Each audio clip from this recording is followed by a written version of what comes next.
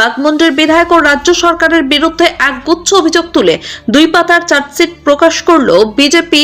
শুক্রবার পুরুলিয়ার অযোধ্যা পাহাড়ের পাদদেশে হেলিপ্যাড রাস্তার পাশে এক সাংবাদিক বৈঠক করে এই চার্জশিট কর্মসূচির মাধ্যমে চার্জশিট প্রকাশ করেন পুরুলিয়ার বিজেপি বিধায়ক সুদীপ্ত মুখোপাধ্যায়। সাংবাদিক বৈঠকে সুদীপ্ত মুখোপাধ্যায় বলেন, বাগমুন্ডি এলাকা আজও উন্নয়নের দিক থেকে অনেক পিছিয়ে।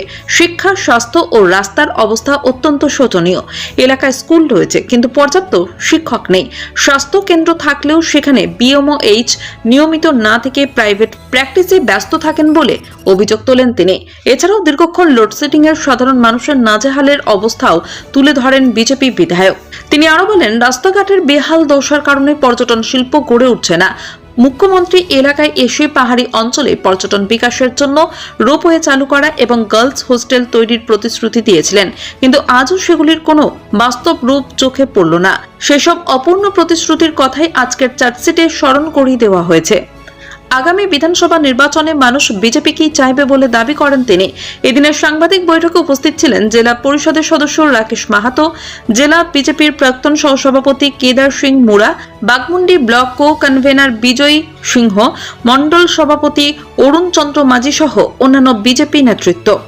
বাগমুন্ডি বিধানসভার অযোধ্যা পাহাড়ের নিচে বাগমুন্ডি অঞ্চল লহরিয়া গ্রামের পাশেই বসে আছে।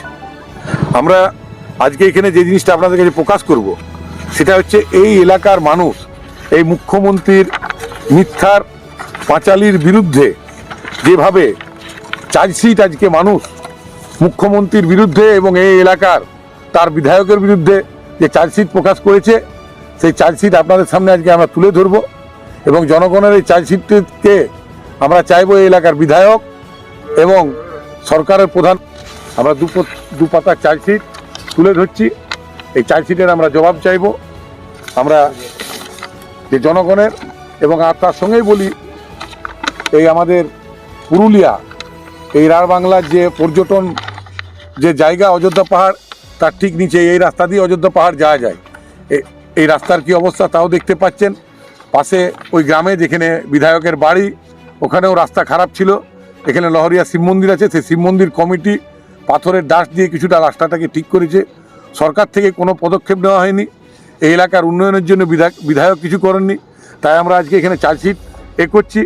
এই এলাকার মানুষ সরকারের বন দপ্তরের জায়গা দখল করে নিজের রিসোর্ট করেছেন, তার জবাব চাই। ঝালদা আছে এই বিধানসভার মধ্যেই, সেই ঝালদাকে দীর্ঘদিনের দাবি এখানকার মানুষের একটা পর্যটন স্থল হিসাবে গড়ে তোলার, তা কেন এখনো হয়নি 15 বছর শাসন করার পরেও, এটা জানতে চাই।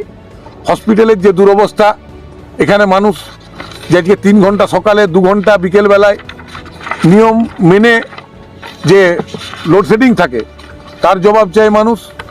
এখানে যে রোপওয়ের কথা মুখ্যমন্ত্রী ক্ষমতায় আসার পরেই বলেছিল, আজ 15 বছর পার হওয়ার পরেও সে অযোধ্যা পাহাড়ের রোপওয়ে কোন কারণে হয়নি, তার জবাব মুখ্যমন্ত্রীকে দিতে হবে, এই এলাকার বিধায়ককে দিতে হবে। আমরা আগামী দিনে সাধারণ মানুষকে নিয়ে আরও বৃহত্তর আন্দোলনে যাব, কারণ এই এলাকার প্রকৃত আদিবাসী যে সাঁওতাল সম্প্রদায়ের মানুষজন আছে, তাদের প্রকৃত কিছুই উন্নয়ন হয়নি। কয়েকজন বাইরের লোক এসে তাদের জায়গা জোরপূর্বক নিয়ে নিচ্ছে, তাদের সরকারি বন দপ্তরের জায়গা দখল করে ওনারা রিসর্ট করছে, যেখানে সাধারণ মানুষের কিন্তু কোনো লাভ হয়নি। তাদেরকে এখনও জঙ্গল কাটতে যেতে হচ্ছে, কাঠ এনে বা হাটে বিক্রি করতে হচ্ছে, যেখানে হাতির উপদ্রব হচ্ছে, হাতির উপদ্রবে মানুষ মারা যাচ্ছে, সরকারি সহায়তা সেটাই কিছুই পাওয়া যায়নি। এই কথাই আমাদের আজকে মানুষের এখানে বলার ছিল এবং জনগণের এই চার্জশিট আজকে এই বাগমুন্ডি বিধায়কের বিরুদ্ধে, এই সরকারের বিরুদ্ধে এখানে আমরা প্রকাশ করলাম। দুঃখজনক ঘটনা, এই রাজ্যে মাননীয় মুখ্যমন্ত্রী তাকে জানাই, তার বিধানসভার সদস্য বাড়ির পাশের বসে আমরা জানাচ্ছি যে এলাকার যে হাসপাতাল আছে, সেই হাসপাতালে বিএমওএইচ নিজেই থাকেন না, উনি প্রাইভেট প্র্যাকটিসে ব্যস্ত থাকেন। আজকে এখানে স্কুলে 3200+ স্টুডেন্ট, এই অঞ্চলের এই হাই স্কুলে 3200+ স্টুডেন্ট, মাত্র 6 জন শিক্ষক। আজকে সারা বাগমুন্ডি থানায় প্রায় 12টা হাই স্কুল আছে, 12টা হাই স্কুলের একই অবস্থা। আজকে স্বাস্থ্য লাটে, শিক্ষা লাটে, তাই আমাদের এখানে লেখা আছে সইবে না আর বাংলা, এবার বিজেপিকে চাই। কারণ বাংলায় প্রকৃত উন্নয়ন একমাত্র বিজেপি দিতে পারে। আবার বলছি যে সইবে না আর এই রাজ্যের মানুষ, এবার বিজেপিকে চাই। প্রকৃত উন্নয়ন এই পশ্চিমবাংলায় একমাত্র ভারতীয় জনতা পার্টি সরকারই করতে পারে, যেটা 2026-এর পরেই একমাত্র সম্ভব।